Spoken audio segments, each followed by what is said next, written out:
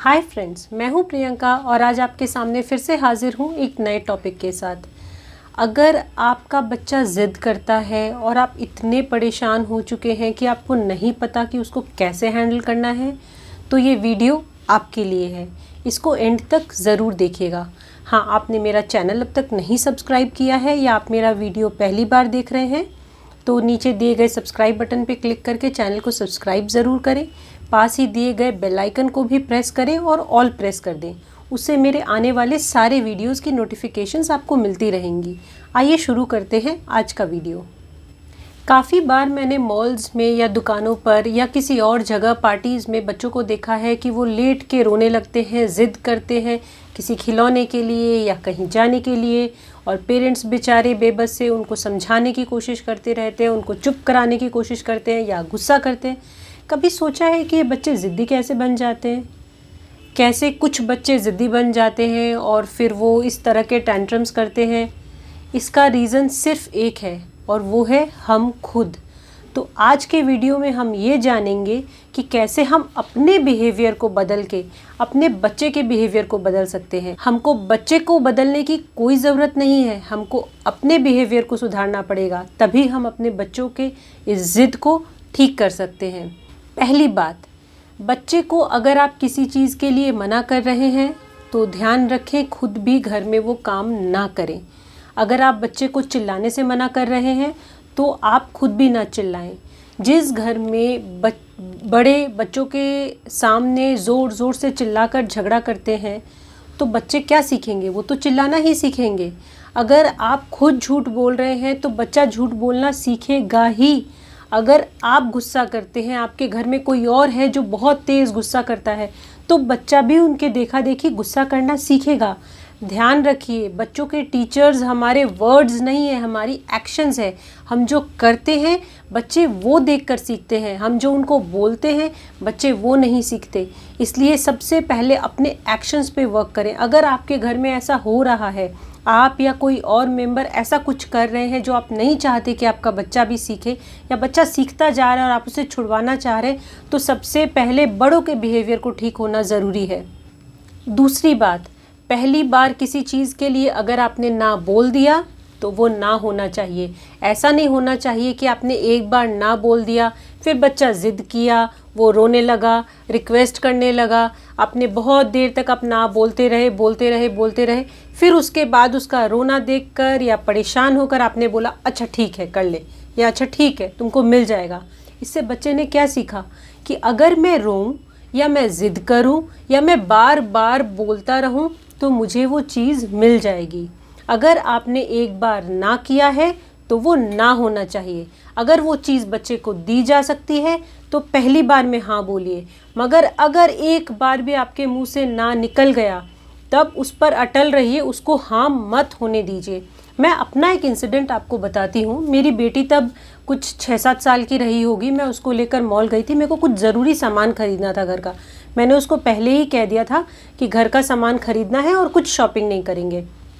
वो सामान हमने लिया, हम आ रहे थे वापस, हम ग्राउंड फ्लोर तक आ गए थे। फिर उसने बोला एक गिफ्ट शॉप दिखाकर कि मम्मा प्लीज़ वहाँ ले चलो। मैंने बोला कुछ शॉपिंग नहीं करनी है, फिर भी तुमको घूमना है तो चलो। वहाँ उसको मैं ले गई, वो वहाँ सामान देखने लगी, फिर उसने एक खिलौना उठा लिया और बोला कि मुझे ये खिलौना चाहिए ही। मैंने बोला नहीं, पहले ही तुमको कह दिया था कि आज कुछ भी नहीं लेना है, और तो इसको रखो और घर चलो। वो बोली नहीं, मेरे को ये दिलाओ ही, आपने मेरे को आज कुछ भी नहीं दिलाया, और वो रोने लगी। मैं घूमी, उसका हाथ मैंने छोड़ा, मैं घूमी और मैं शॉप से निकल गई और मैं गेट की तरफ जाने लगी। मैंने बस ध्यान रखा कि वो मेरे पीछे आ रही है कि नहीं। उसको कुछ समझ में नहीं आया कि ये क्या हुआ, मम्मा कहाँ चली गई। उसने झट से वो सामान रखा और वो दौड़ते दौड़ते मेरे पीछे आने लगी, और फिर मैंने उसका हाथ पकड़ा। हम मॉल से निकले, गाड़ी में बैठे सीधे घर आए। वो रोती रही, मगर फिर उसको एक चीज़ हमेशा के लिए समझ आ गई कि कभी भी अगर मैं ज़िद करूं या रोऊं तो मम्मा और गुस्सा हो जाएगी, मेरे को वो सामान तो बिल्कुल नहीं मिलेगा। वो दिन है और आज का दिन है जब वो 14 साल की हो गई है। उसने कभी भी ज़िद नहीं की, कभी भी नहीं। उसको पता है कि अगर मैं ज़िद करूं या बार बार बोलूं तो मेरे को वो सामान नहीं मिलना, वो काम नहीं होना। अगर होगा तो एक बार में हो जाएगा, अगर नहीं होगा तो कभी नहीं होगा। तीसरी बात, अगर आपने बच्चे को किसी सामान के लिए या किसी काम के लिए मना किया है तो बच्चा जाकर आपके हस्बैंड से या आपकी वाइफ से या घर के किसी और मेंबर से वो जाकर उस चीज़ में हाँ ना करवा ले। ये बिल्कुल भी अलाउड नहीं होना चाहिए। आप और आपके हस्बैंड दोनों पेरेंट्स एक टीम होने चाहिए। ऐसा नहीं हो कि एक ने मना किया और दूसरे ने हाँ बोल दिया, या किसी घर के बड़े ने, दादा दादी या नाना नानी ने हाँ बोल दिया। अगर ऐसा होता है तो बच्चे ज़िद्दी बन जाते हैं। वो हमेशा उनको मन रहता है कि मैं दूसरे से वो बात तो मनवा ही लूँगा, मेरी ज़िद तो आखिर पूरी होगी ही, भले ही इन्होंने मना कर दिया पर वो तो मान ही जाएंगे। इसलिए जब एक जन ना करे तो बच्चे को अलाउड ही नहीं होना चाहिए कि वो दूसरे से जाकर पूछे। घर के हर एक मेंबर में ये अंडरस्टैंडिंग होनी चाहिए कि कभी भी किसी ने भी, चाहे वो पापा हो, मम्मी हो, दादा हो, दादी हो, नाना हो, नानी हो, जिसने भी बच्चे को बोल दिया कि ये तुमको नहीं मिलेगा एंड दैट इज़ फाइनल, उनके वर्ड्स फाइनल होने चाहिए। घर में आपस में लोगों में अंडरस्टैंडिंग होनी चाहिए। अगर नहीं है तो आप सब अपना बिहेवियर बदलें, बात करें। आपको अपने बच्चे को ज़िद्दी बनाने से रोकना है ना। चौथी बात, बच्चे को सारा दिन रोक टोक ना करें। बच्चा है, खेलेगा भी, शैतानियाँ भी करेगा। सिर्फ उसी बात पर मना करें जो कि बिल्कुल गलत है। हर बात पर आप बच्चे को सारा दिन टोकते रहेंगे, सारा दिन डांटते रहेंगे तो वो ज़िद्दी बन जाएगा। आपकी डांट की भी, आपकी रोक टोक की भी कोई वैल्यू नहीं रह जाएगी। इसीलिए मैक्सिमम मम्मियाँ परेशान रहती है और उनको ये वाला हथियार यूज़ करना पड़ता है कि पापा को आने दो, पापा को बोल दूँगी। क्यों पापा की डांट ज़्यादा वैल्यूएबल है, क्यों माँ की नहीं? क्योंकि मम्मी तो सारा दिन टोका टाकी करती रहती है, पापा तो महीने में, 2 महीने में किसी एक दिन डांटते हैं, तो उनकी डांट से बच्चे डरते हैं, मगर मम्मियों की डांट से नहीं डरते। तो इसका मतलब क्या आप जो सारा दिन डांटती है, सारा दिन रोकती टोकती हैं, तो बच्चा क्या मान जाता है? नहीं, वो करता तो फिर भी अपने मन की है, वो खेलेगा ही। वो छोटा बच्चा है, आप चाहेंगे कि वो सारा दिन बड़ों की तरह एक जगह शांति से बैठे और पढ़ाई करे, तो वो पॉसिबल नहीं है। वो तो सारा दिन खेलेगा और वो खेलेगा तो उससे चीज़ें गिरेंगी भी, उससे सामान फैलेगा भी। उसके लिए उसको सारा दिन टोका टाकी या डांटना ना करें, बल्कि उसको समझाएं। हर बात में टोकने से, हर बात में डांटने से वो ज़िद्दी बन जाएगा।